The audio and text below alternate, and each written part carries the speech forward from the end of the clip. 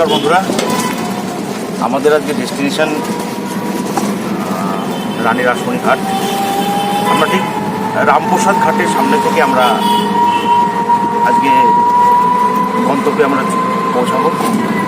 আমাদের ডেস্টিনেশন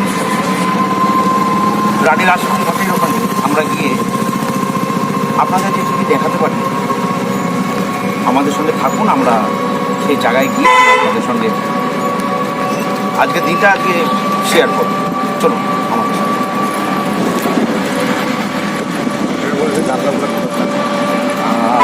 এটা যত সম্ভব আমাদের চান্নব ঘাট।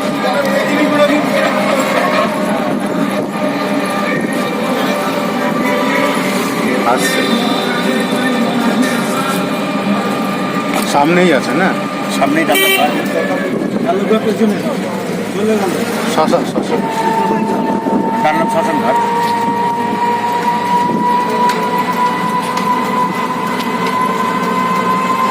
একটা আশ্রম, সামনে একটি নিগমানন্দের আশ্রম আছে। খুব সুন্দর এই আশ্রমে আসলে পরে মন পরিশ্রান্ত, স্নিগ্ধ, শান্ত হয়ে যায়। এত সুন্দর আশ্রম। আশ্রমের ভিতরের পরিবেশটা অত্যন্ত সুন্দর। যাওয়ার পথে আপনাদের কি করছে আমরা পুরো টোটালি দেখাতে যাবো।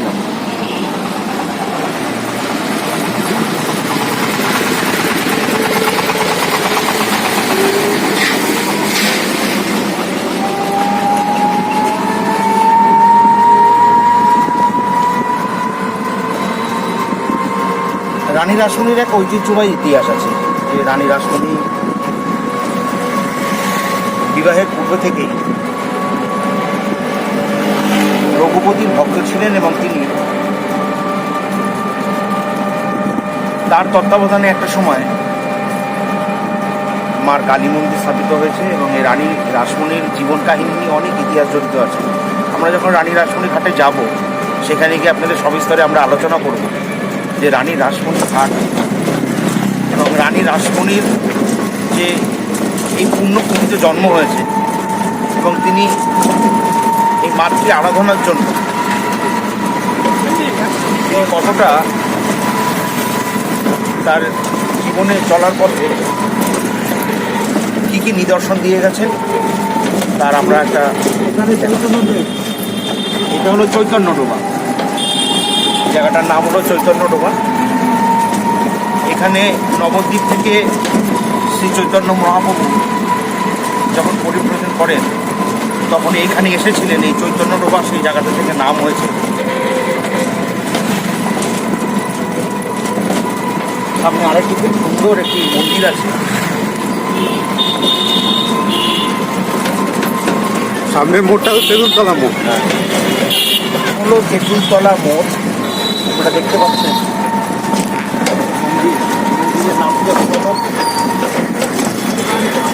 অনুকূল ঠাকুরের মন্দির। অনুকূল ঠাকুরের একটি মন্দির।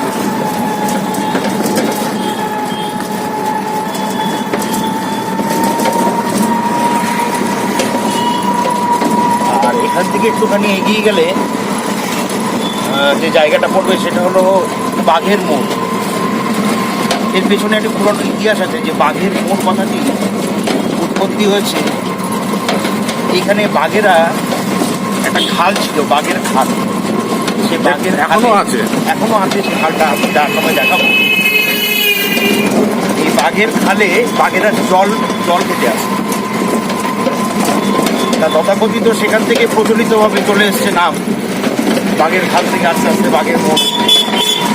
আগেই রাস্তার ধারে আমাদের মানে এত সুন্দরভাবে সাজিয়েছে।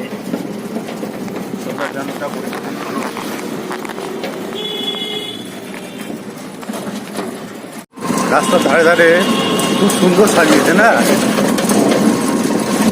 দারুণ লাগবে। এখানেও মানুষ কিন্তু এসে বিকেলে ঘুরতে পারবে, অবশ্যই সময় কাটাতে পারবে। এটা ঠিক বাঘের মোড়ের আগে। এটা বাঘের মোড়ের আগে। আর এমনি হালিশহর অঞ্চলটা যেখান থেকে আমরা স্টার্টিং করেছিলাম, জায়গাটা হলো রামপ্রসাদ ঘাট। এই রামপ্রসাদ ঘাটের ইতিহাস আছে। সাধক রামপ্রসাদ সেন তিনি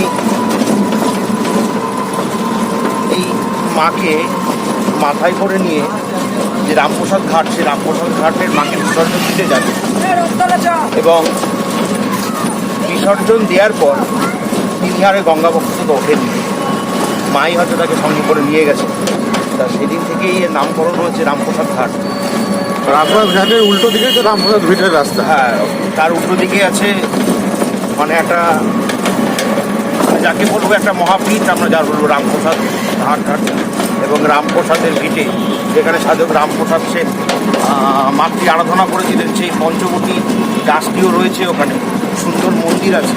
আর ইতিহাস আছে যে রামপ্রসাদ সেন মাকে যখন মাথায় করে নিয়ে যায় বিসর্জন দিতে, রামপ্রসাদ সেন যখন মাকে নিয়ে গঙ্গাবক্ষে যখন ডুব দেন, রামপ্রসাদ সেন কিন্তু আর ওঠেননি, কিন্তু মা মায়ের জায়গায় চলে এসেছিল। এটা একটা বিরল ইতিহাস, একটা নজিরবিহীন ইতিহাস আছে এই রামপ্রসাদের ভিটে এবং রামপ্রসাদ ঘাটকে নিয়ে। আপনারা যদি কোনো সময় হালি শহরে আসেন, সবার কাছে অনুরোধ করবো একবার অন্তত মার পাদপদ্মে প্রণাম করে একবার আপনারা অবশ্যই মাকে দর্শন করবেন। বাঘমোড়, আমরা যে কথাটা বলছিলাম যে বাঘের মোড়, ঠিক এই জায়গাটার নাম হলো বাঘের মোড়। আমরা এই দিক দিয়ে ঢুকে যাচ্ছি, আর ওই দেখুন ওইদিকে আছে রানী রাসমণির স্ট্যাচু। সাথে রানী রাসমণির ঘাটের দিকে চলে আমরা সোজা এসে ডান দিকে ঢুকলাম। বাঘের মোড় থেকে, ঠিক বাঘের মোড় থেকে ঢুকে গেলাম আমরা বাঁদিকে। হালি শহর থেকে রামপ্রসাদ ঘাট থেকে বাঘের মোড়ের দিকে আসতে আমরা বাঁদিকে ঢুকলাম। বাঁদিকে ঢুকে কিছুটা রাস্তা যাওয়ার পর ডান দিকে আমরা ঢুকছি। আমরা আর কিছুক্ষণ সময়ের মধ্যে আমরা রানী রাসমণির ঘাটে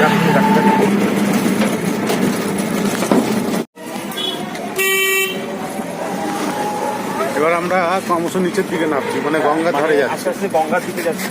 রাস্তাটা অনেকটা উঁচু এবং উঁচু থেকে যে নিচের দিকে গঙ্গা পক্ষের দিকে যাচ্ছে। রাস্তার ঢাল দেখলে পরে সেটা শোনা পেতে পারবে।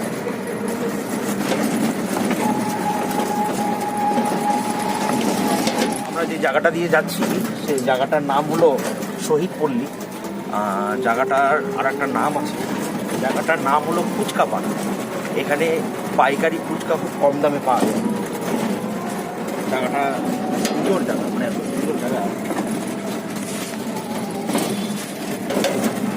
আমরা এসে গেছি, তাই তো? হ্যাঁ,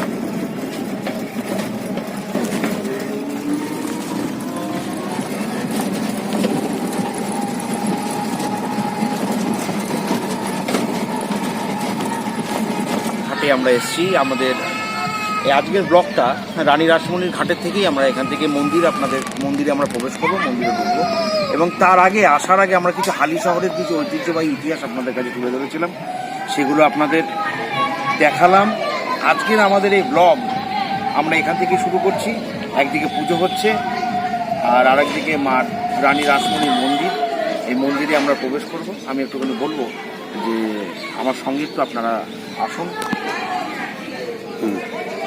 এটা হলো মন্দির নাকি? হ্যাঁ, এটাই মন্দির। রানী রাসমণির মন্দিরে এখন আমরা প্রবেশ করব। আসুন আমাদের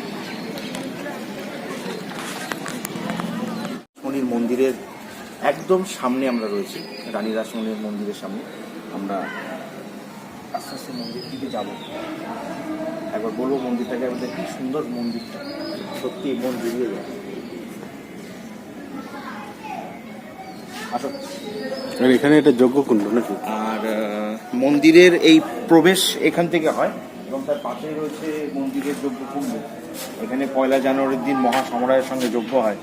হ্যাঁ, রানী রাসমণি ঘাটের এই রানী রাসমণির মন্দিরে এই যজ্ঞকুণ্ডে মহাসমরায়ের সঙ্গে যজ্ঞ হয়। আপনারা 1 জানুয়ারির দিন এখানে আসলে পরে দেখতে পাবেন যেখানে যজ্ঞ হয়। আমরা আস্তে আস্তে মন্দিরের দিকে যাব। এই মন্দিরের সিঁড়ি।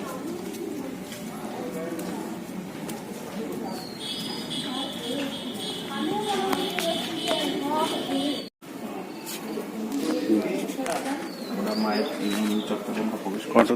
মা মন্দিরের বিগ্রহগুলো আপনাদের দেখা, দরজাগুলো অবশ্য বন্ধ রয়েছে। এখানে কোনো হয়তো ক্যামেরা নিষেধ আছে বন্ধুরা, এখানে ক্যামেরা নিষেধ আছে, তাও আমরা একটু গিয়ে ক্যামেরা করছি।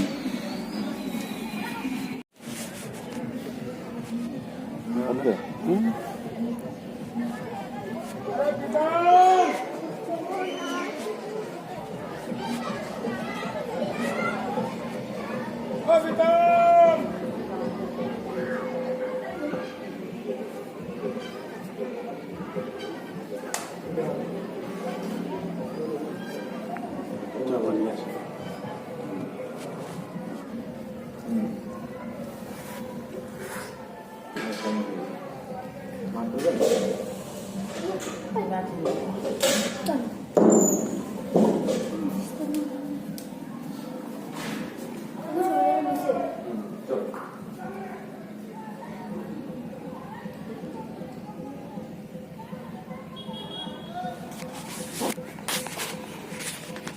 মার বিগ্রহের ছবি তোলা নিষেধ সত্ত্বেও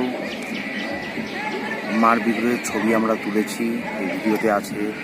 যদি অপরাধ করে থাকি মা যেন আমাদেরকে ক্ষমা করে দেন। শুধু আপনাদেরকে এত সুন্দর পরিবেশ এবং মাতৃদূত দর্শন করানোর জন্য রানী রাসমণির এই ঘাটে আমরা হয়তো অন্যায় করে আপনাদের ছবিটা দেখালাম। আপনাদের মঙ্গল হোক, সঙ্গে আমাদেরও মঙ্গল হোক, এই কামনা করবো সকলে। আর ওই দিকটা মানে পিকনিক হচ্ছে না? এদিকে পিকনিক হচ্ছে, এদিকে আর একটা মন্দির রয়েছে, এদিকে পঞ্চমুখী হনুমানের মন্দির। আগে চল আমরা ওইদিকে যাবো। এই মন্দির তপস্বী সীতারাম বাবাজির মন্দির, আর তার উল্টো দিকে তার উল্টো দিকে রয়েছে হনুমানজির মন্দির, রয়েছে শিব মন্দির।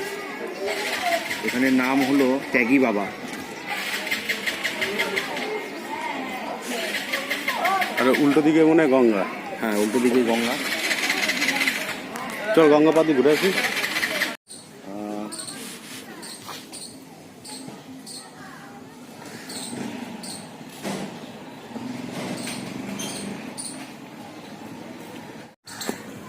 সকলকে পৌষ পার্বণের শুভেচ্ছা রইল। শুভ পৌষ পার্বণ সকলের ভালো কাটুক। এখানে বাস্তু পুজোর জন্য দেখুন একটা সুন্দর করে একটা বিগ্রহ করা হয়েছে। পৌষ পার্বণের দিনে এখানে পুজো হবে এবং একটা চিত্র করা হয়েছে, মানে বাস্তু পুজো যাকে বলে, সে বাস্তু পুজো হবে। এবং এখানে একটি বিগ্রহ করা হয়েছে, একটা কুমিরের বিগ্রহ করা হয়েছে। যারা গ্রাম বাংলার মানুষ তারা ভালো জানবেন আর কি, যে এই পৌষ পার্বণের দিন সকালবেলায় এই বিগ্রহ করে, মানে বলে যে অবতার, বিষ্ণুর অবতার হিসাবে পুজো করা হয় বাস্তু পুজোর দিন। তা সেই এটি কুমিরের অবয়বে এখানে এটা ফুটিয়ে তোলা হয়েছে। এবং কাল পৌষ সংক্রান্তি, এই পৌষ সংক্রান্তির দিন এইখানে মন্দির, এই মন্দিরের উল্টো দিকেই এই যে গঙ্গাবক্ষ, এই গঙ্গাবক্ষ থেকেই একটা সুন্দর করে একটা অবয়ব করা হয়েছে। অবয়বেই এখানে পুজো হবে পৌষ পার্বণের দিন। বাঙালির রীতি, বাঙালির রেওয়াজ, ধর্মীয় সংস্কৃতি, মানে একটা সত্যি বলে যে আমাদের ধর্মীয় সংস্কৃতি কিন্তু সত্যি শ্রেষ্ঠ। তাই কারণে আমাদের এতগুলো দেবদেবতা রয়েছে এবং প্রত্যেকটা দেবদেবীর সঙ্গে কিছু না কিছু পুরাণিক এবং বৈদিক মতে আমাদের নিয়ম নিষ্ঠা সহকারে আমরা পুজো অর্চনা করি এবং তারই একটি সুন্দর চিত্র। মানে আমাদের দেখুন, আমরা হলো বলে যে হিন্দু ধর্মে এবং হিন্দু শাস্ত্রে যে পশু পাখি তাদেরকেও কিন্তু দেবদেবী রূপে পুজো করা হয় এবং তারই একটি নিদর্শন আমি আপনাদের কাছে তুলে ধরবো। যে এই যে পৌষ পার্বণের দিন, এই পৌষ পার্বণের দিন যাকে বলে পৌষ সংক্রান্তি। আর ওদিকের ভিউটা খুব সুন্দর। আর ওইদিকে এত সুন্দর, আমি বলবো একটুখানি এগিয়ে আসার জন্য, এখান থেকে দেখানোর জন্য। ওইটা হলো কল্যাণী ব্রিজ, কল্যাণী ব্রিজের চিত্র। ওই কল্যাণী ব্রিজ, এখান থেকে কল্যাণী ব্রিজের হয়ে এইদিকে মনে করো তোমার তারকেশ্বর চলে যাওয়া যাবে, তারপরে আরামবাগ। হ্যাঁ, মানে এই ব্রিজ দিয়ে ধরে ওই কুন্তিঘাট থেকে শুরু করে ত্রিবেণী, বাঁশবেড়িয়া, কালনা। এটা আরেকটা কি বিদ্যাসাগর সেতু? হ্যাঁ, বিদ্যাসাগর সেতু, ভালো নাম। আর ওদিকে আছে চড়া, হ্যাঁ খুব সুন্দর চড়া। ওদিকে চড়া রয়েছে, এই যে চড়াটা, এই যে এত সুন্দর। চড়ায় অনেক চাষবাসও হয় শুনেছি। হ্যাঁ, চাষবাস হয়, অনেকের বাড়ি আছে। আমরা চেষ্টা করব একদিন, আমরা আজকে আপনাদের রানী রাসমণি ঘাট এবং মন্দির আমরা আপনাদেরকে দর্শন করালাম। আমরা একদিন চেষ্টা করব যে আরেকদিন ঠিক এই গঙ্গাবক্ষে আমরা একদিন নৌকা ভাড়া করব বন্ধু, এবং নৌকা ভাড়া করে যাব চড়ায়। চড়ায় একটা দিন আমরা কাটাবো। সেই দিন কিন্তু আপনাদের জন্য একটা চমকপ্রদ কিছু থাকবে আমাদের। আপনারা আমাদের নেক্সট ব্লগ আপনারা লক্ষ্য করবেন তাহলে পরে আমরা কিন্তু ওই ঠিক চড়ায় আপনাদেরকে নিয়ে যাব আর চড়ার মধ্যে কাটাবো দিন। সেইখানে নানা ধরনের পরিবেশের সঙ্গে আমাদের যোগাযোগ হবে, অনেকের সঙ্গে দেখা সাক্ষাৎ হবে, শরীরেরই বলুন অশরীরই বলুন। আমরা এর আগেও যে সমস্ত ভিডিওতে করেছিলাম অনেক অশরীরী জিনিস আমাদেরকে নাড়া দিয়েছিল। শুনেছি নাকি চড়ায় অনেক ঘটনা ঘটেছে, চড়ায় অনেকে ওখানে পিকনিক করতে যায়, কিন্তু এখন নাকি শুনছি আস্তে আস্তে পিকনিক নিষিদ্ধ হয়ে যাচ্ছে, চড়াটা নাকি খুব ভয়ঙ্কর হয়ে উঠছে।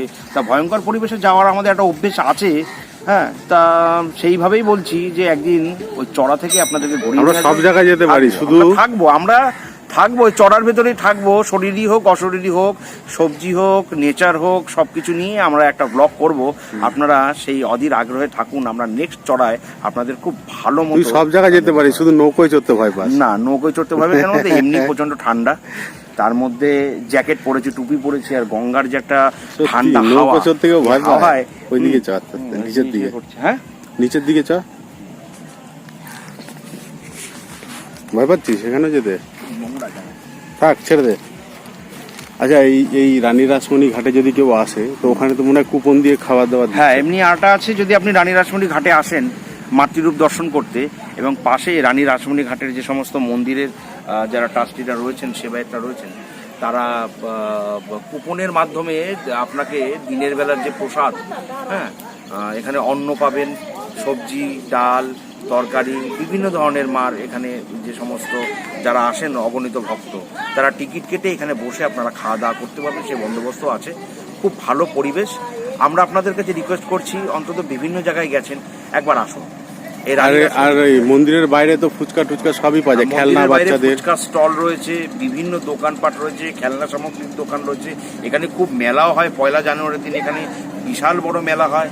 দেখালাম যে একটু আগে ভিডিওতে আপনাদের দেখিয়েছিলাম যে ওখানে যজ্ঞকুণ্ড, সেই যজ্ঞ হয়, মহাযজ্ঞ হয় 1 জানুয়ারির দিন মন্দির প্রাঙ্গণে। আর এখানে বিশাল এই চত্বরটা জুড়ে, এই গঙ্গাবক্ষের এই মার মন্দির চত্বরটা জুড়ে বিশাল বড় একটা মেলা হয়। সেই মেলার 1 জানুয়ারির দিন হয়। আপনাদেরকে আসার জন্য অনুরোধ করব। এবং এখানে খাবারের দোকানও কিছু ভালো ভালো খাবারের দোকান আছে।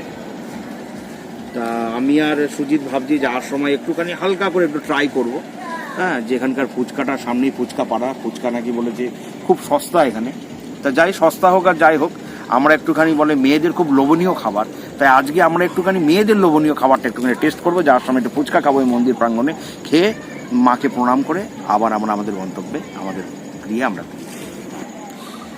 যদি আপনাদের এই ভিডিওটা ভালো লেগে থাকে অবশ্যই আপনারা লাইক করবেন, সাবস্ক্রাইব করবেন এবং অবশ্যই আমাদের সঙ্গে থাকবেন। আমরা কিছুক্ষণের মধ্যে আমাদের এই আজকের এই ব্লগটা আমরা শেষ করব। আমাদের সঙ্গে খেয়ে নাকি ফুচকা খেয়ে, হ্যাঁ, ফুচকাটা খাবো, অবশ্যই খাবো। ফুচকা খেয়ে আমাদের ব্লগটা শেষ করব। তাই খাওয়ার আগে, এখন খেতে খেতে তো আর বলতে পারবো না বন্ধু লাইক করবেন, বন্ধু সাবস্ক্রাইব করবেন, তাই খাওয়ার আগেই আপনাদেরকে বললাম। এবং খাবো, খেয়ে একটু টেস্ট করব, করে আমরা এখান থেকে চলে যাবো। সকলে দাঁড়া আমরা রানী রাসমণি ঘাটে এসে এখন আমরা ফুচকা খাবো। কাউকে শেয়ার করা যাবে না, খাবো আমরা, দেখবে যে আমরা খাবো, ভিডিওতে তোমরা দেখবে আমরা কীভাবে খাবো। কিন্তু জল দিয়ে খেলে তো লোকের না, জল দিয়ে খাবো না, কারণ এমনি ঠান্ডা পড়েছে, জল চলে না আমাদের, ওই জন্য শুকনোই খাবো। আজ আবার খাওয়ার সময়, এবার খাওয়ার সময় আর বিরক্ত করে লাভ নেই। খাচ্ছি কিন্তু